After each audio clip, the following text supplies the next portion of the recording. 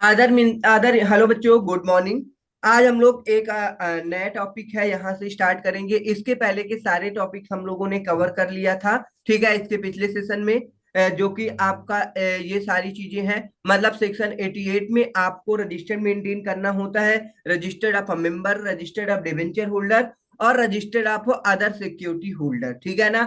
तो आपके registered of member form number MGT 1, registered of debenture form number MGT 2 और others है तो उसके लिए भी फॉर्म नंबर MGT 2 और एक फॉर्म नंबर MGT 3 आता है जो आपके यदि फॉरेन मेंबर है, ठीक है ना, तो उनके लिए आपको क्या करना होगा, MGT फॉर्म नंबर 3 मेंटेन करना होगा। ठीक है। तो ये सारी चीजें अब आपको रजिस्टर में एंट्री कब करनी है, ये चीज हमने बताया बेटा कि जब क्या होता है, मेंबर को शेयर अलॉट किया जाता है।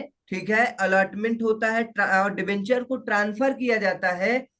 तो उसके विद इन 7 डेज आपको क्या करना है, रजिस्टर्ड में मेंबर का नाम क्या करना है, रिकॉर्ड करना है। ठीक है। ओके बेटा, समझ में आ गया। चलो, तो अब उसके बाद हमने रजिस्टर्ड में एंट्री तो कर ली।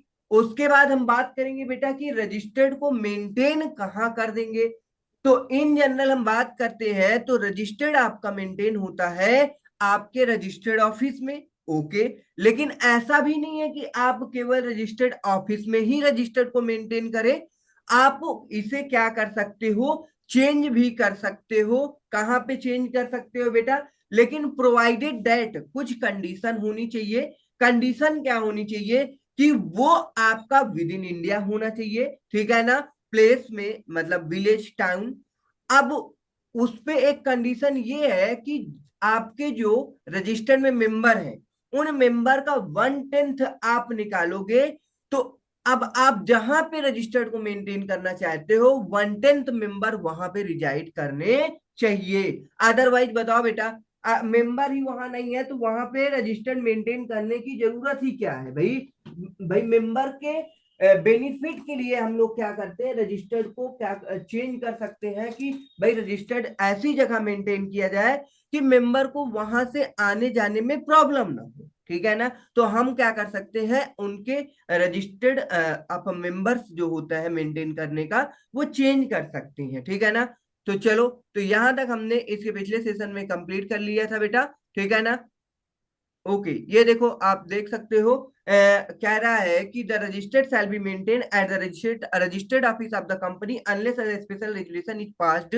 मतलब यदि आपको अपना रजिस्टर्ड कहाँ पे किसी और सिटी प्लेस में क्या करना है, मेंटेन करना है तो आपको स्पेशल रेजुलेशन पास करना पड़ेगा, क्योंकि मेंबर का रजिस्टर्ड है भाई। ठीक है ना। जब तक मेंबर अप्रूवल नहीं देंगे, अथोराइज नहीं करेंगे, तब तक आप भाई किसी और प्लेस पे मेंटेन नहीं करेंगे।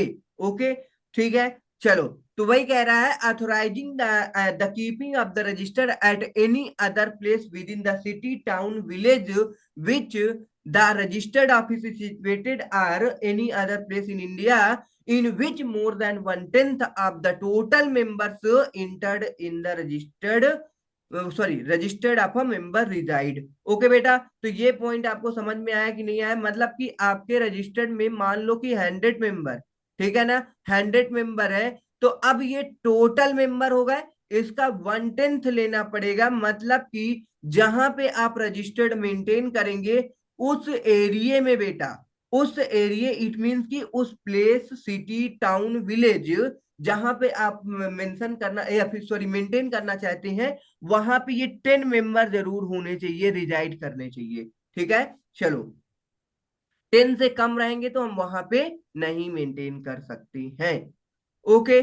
चलो, अब हम लोग अदर इंफॉर्मेशन के बारे में देखेंगे, also to be referred in registered. अब कह रहा है कि rule 5 sub rule 6, if any order is passed by any judicial or revenue authority or security exchange board of India or competent authority attaining the share debentures or other securities giving direction for remittance of dividend or interest, the necessary reference of such order shall be indicated in the respective register. ठीक है ना। मतलब कहने का मतलब है कि आपके अब आपकी कंपनी है भाई, अब उसमें शेयर से रिलेटेड चीजें हैं, ठीक है ना। मतलब कि आपके प्रेफरेंस शेयर्स है, डिवेंचर्स है, तो ये एक प्रकार की सिक्योरिटी है। क्या है बेटा? सिक्योरिटी है। तो आपको क्या करना पड़ेगा? सेबी की सेबी की अथॉरिटी लेनी पड़ेगी, ठीक है ना।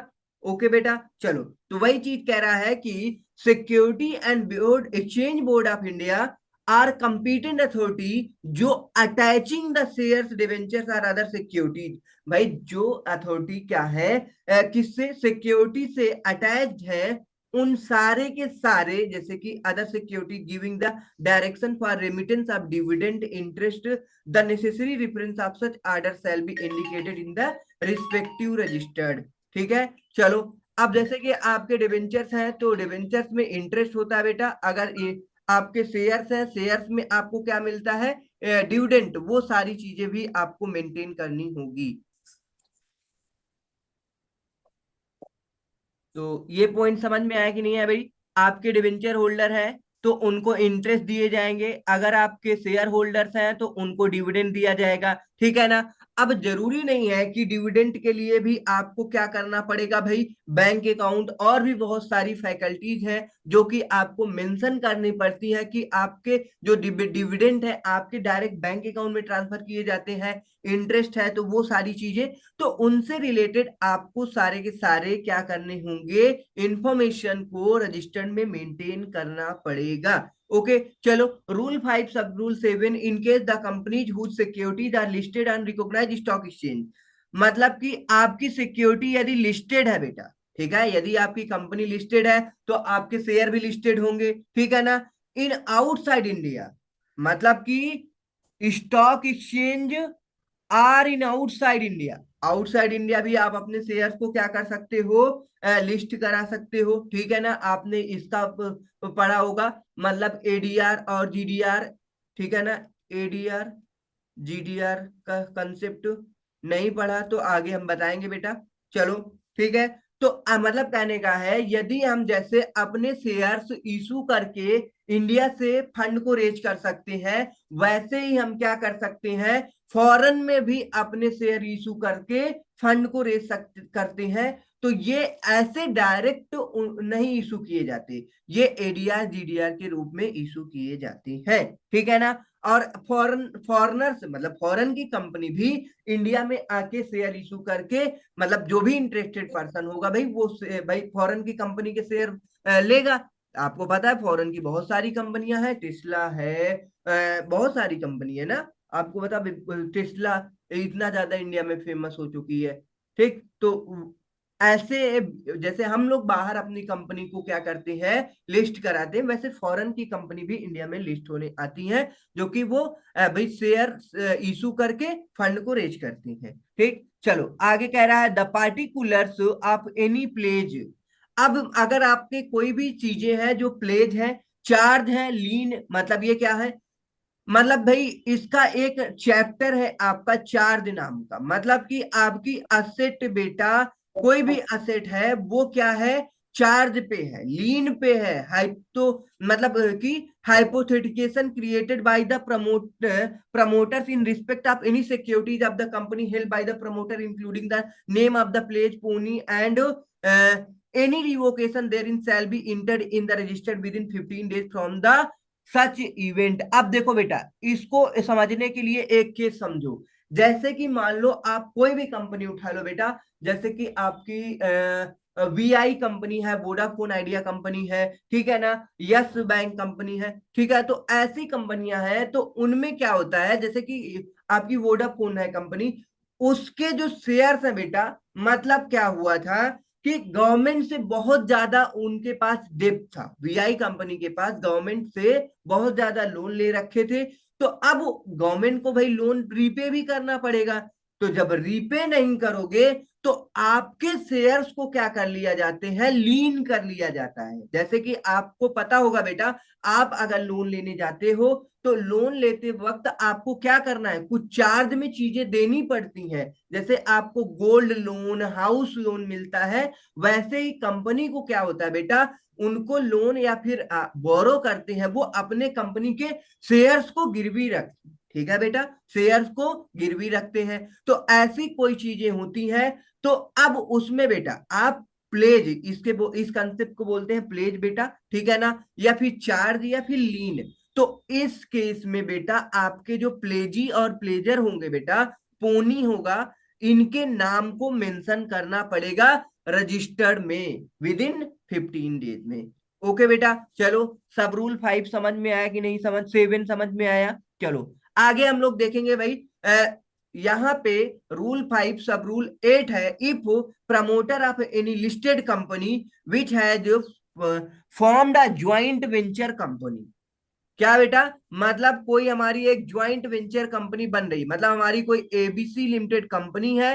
अब हम क्या कर रहे हैं, वो अपनी कंपनी के साथ कोई दूसरी कंपनी को ज्वाइंट वेंचर में ले रहे हैं, ठीक है ना। आपको पता है सब्सिडरी कंपनी होती है, होल्डिंग कंपनी होती है, एसोसिएट कंपनी होती है, ज्वाइंट वेंचर वैसे ही होती है, ठीक है ना। चलो ठीक है, तो कह रहा है कि joint venture company with another company have pledged और hypothecated or created charge a lien in respect of any security of the listed company in connection with such joint venture company. The particulars of the such pledge, hypothecation and charge and lien shall be entered in the registered member.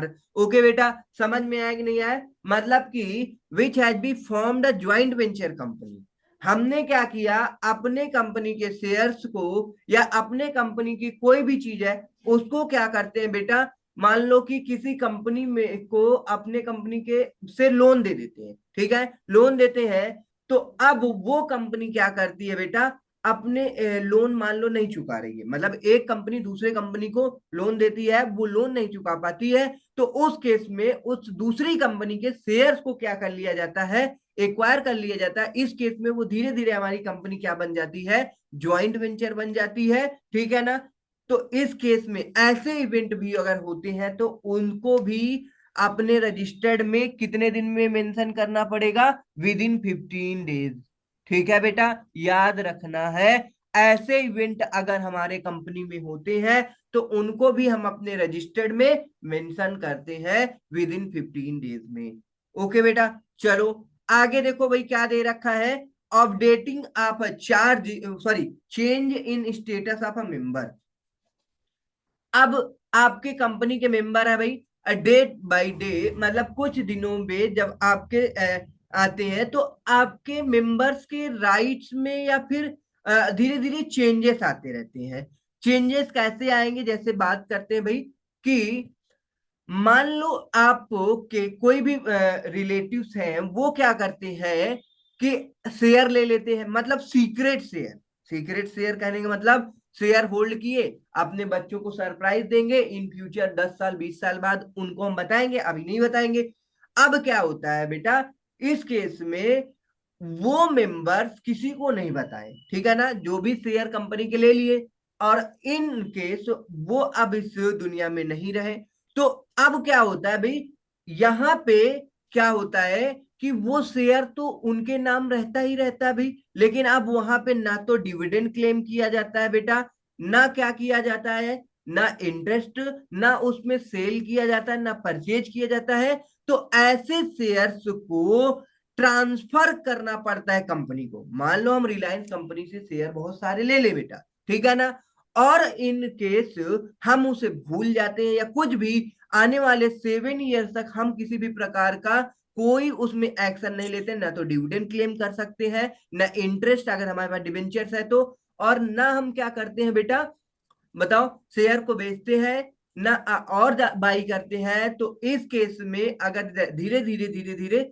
7 years complete हो जाता है तो company के पास एक liability arise हो जाती है कि सारे के सारे एक्यूमुलेटेड डिविडेंट, इंटरेस्ट और शेयर्स को ट्रांसफर करना पड़ेगा कंपनी को, कहाँ बेटा, आईईपीएफ अकाउंट में, ठीक है ना, I investor education protection fund, due to any other reason. चलो देखते हैं रूल 5 सब रूल 4 क्या कहता है, state that if any change occurs in the status of a member, मतलब कि कोई भी चेंजेस आते हैं status of a member, or debenture holder or any other security holder, ठीक है, whether due to death or insolvency, मतलब अभी हमने जैसे एक केस बताया बेटा, मान लो हमने शेयर ले लिया और हम नहीं रहे, तो अब इस केस में भाई धीरे धीरे कुछ समय बीतेगा, कंपनी बोले सोचेगी कि भाई अभी इतने टाइम हो चुके हैं भाई, ये मेंबर ना तो डिवेंचर्स का इंटरेस्ट लिया, अगर शेयर है तो ना तो उसका वो डिविडेंड क्लेम किया, ठीक है, ना तो शेयर को बेच रहा है ना तो फिर से बाई कर रहा है, मतलब कि वहां पे इनएक्टिव स्टेटस दिखाने लगता है। ठीक है, तो उस केस में क्या होता है बेटा, मतलब कि उनको उस कंपनी को, जिस कंपनी के हम शेयर लिए रहेंगे बेटा, उस कंपनी की लायबिलिटी आ जाती है कि सारे शेयर्स को और उसके साथ एक्यूमुलेटेड डिविडेंड या इंटरेस्ट को आईईपीएफ अकाउंट में ट्रांसफर कर दें। ठीक है ना। चलो, तो वही कह रहा है, insolvency or change of name or due to transfer to investor education protection fund or due to other reason, कोई भी रीजन की वजह से हो सकता है, तो कंपनी की ये रिस्पॉन्सिबिलिटी आ जाती है।